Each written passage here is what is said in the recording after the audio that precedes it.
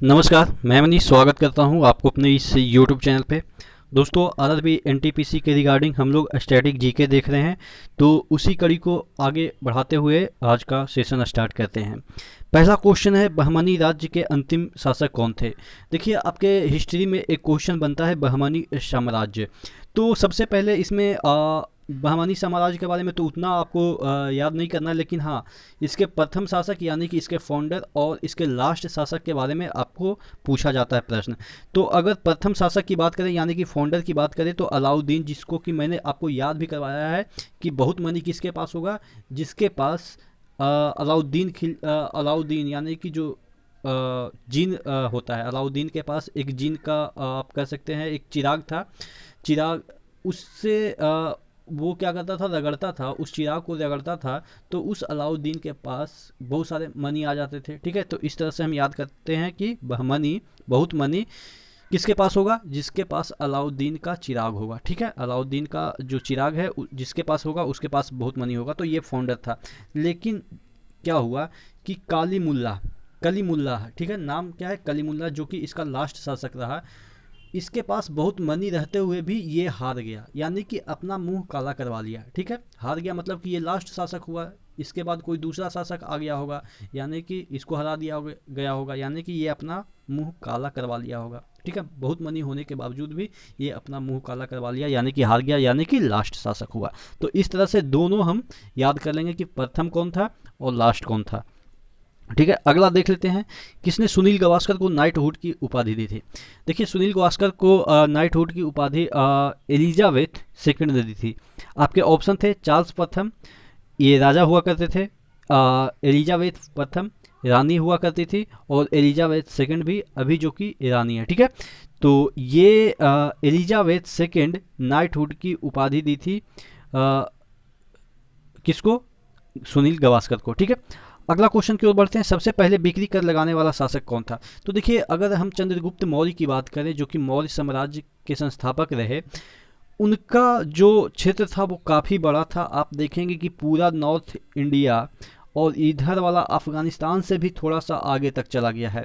ठीक है, तो इधर पूरा इनका एरिया था। तो इतना बड़ा एरिया में अगर साम्राज्य चलाएंगे तो ऑब्वियस है इतना सारा पॉपुलेशन को मैनेज करने के लिए इनको पैसे की आवश्यकता होगी। पैसे कहाँ से लाएंगे, टैक्स से लाएंगे। तो यानी कि सर्वप्रथम इन्होंने बिक्री पे कर लगाया था, यानी कि अगर अफगानिस्तान से इधर आ रहा है कोई चीज़, तो यानी कि अगर इधर आ रहा है तो उस पर टैक्स आपको देना पड़ेगा, यानी कि बेचने के लिए अगर कोई चीज़ ला रहे हैं तो टैक्स देना पड़ेगा। तो इतना बड़ा साम्राज्य होने के कारण इनको मैनेज करने के लिए टैक्स लगाना मजबूरी था। तो इस वजह से हम याद कर सकते हैं कि ये बिक्री कर लगाने वाले प्रथम शासक थे।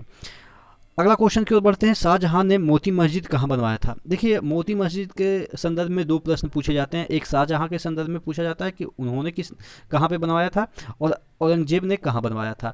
तो देखिए, अगर हम शाहजहां की बात करें तो शाहजहां ने मोती मस्जिद कहाँ बनवाया था, आगरा में। आगरा में ही ये ताजमहल बनवाए थे। आगरा में बहुत चीज़ इन्होंने बनवाया, तो इस वजह से हम याद कर सकते हैं कि ये जो मोती मस्जिद है वो आगरा में है, शाहजहां वाला। और अगर औरंगजेब की बात करें तो औरंगजेब अपना शासन कहाँ से चलाने लगा था, दिल्ली से चलाने लगा था। तो दिल्ली में औरंगजेब ने बनवाया था ये मोती महल, सॉरी, मोती मस्जिद। ठीक है, और ये मोती मस्जिद जो दिल्ली में है वो कहाँ पे है, ये आपके रेड फोर्ट जो है, यानी कि जो रेड फोर्ट है वहाँ पे मोती मस्जिद है। ठीक है, तो ये दोनों क्वेश्चन आपको याद हो जाएगा। इंटरनल इंडिया माई टूथ के लेखक कौन है। इंटरनल इंडिया और माई टूथ दोनों के जो लेखक हैं वो आपके इंटरनल इंडिया और माई टूथ दोनों के लेखक आपके इंदिरा गांधी हैं। ठीक है, इंदिरा गांधी दोनों के लेखक हैं, इंटरनल इंडिया और माई टूथ के भी लेखक। वीनस की मूर्ति किस फिल्म अभिनेत्री को कहा जाता है। तो जो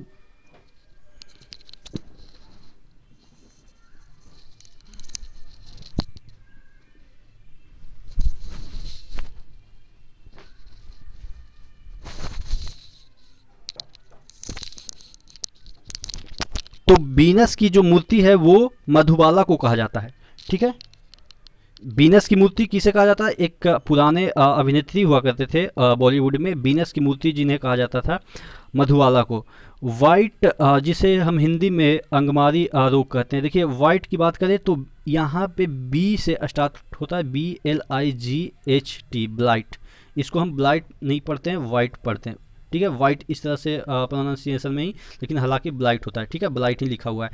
तो पूछा जाता है इसमें कि ब्लाइट जो रोग है वो कौन से फसल में होती है, सबसे पहले तो ये प्रश्न पूछा जाता है, और ये आपके बायोलॉजी से क्वेश्चन पूछे जाते हैं। तो ये जो ब्लाइट जिसको हम हिंदी में अंगमारी रोग कहते हैं, ये आपके आलू में होता है। और अगर बात करें कौन से मतलब कि कीटाणु विषाणु किसके कारण होता है, तो ये आपके फंगस के कारण होता है। देखिए ब्लाइट, ब्लाइट यानी कि अंगमारी, और अंगमारी जो रोग होती है वो फंगस के कारण आलू में होती है, ठीक है। अगर हम इसके पिक्चर को देखने की कोशिश करें कि ये कैसा दिखता है, इसका अंगमारी जो आपका है वो मैं देखने की कोशिश करता हूँ। यहाँ पे मैंने आपके लिए डाउनलोड भी कर रखा है इसको, यहाँ पे शायद डाउनलोड नहीं हुआ है, एक मिनट, शायद डाउनलोड नहीं हुआ, तो आप देख लेंगे। ये वाला जो मीनिंग है वो सर्च कर लेंगे कि जो ब्लाइट रोग है वो कैसा दिखता है आलू में, वो आप यहाँ पे सर्च करके देख लेंगे, ठीक है। आपको गूगल पे इसका पिक्चर मिल जाएगा, ठीक है।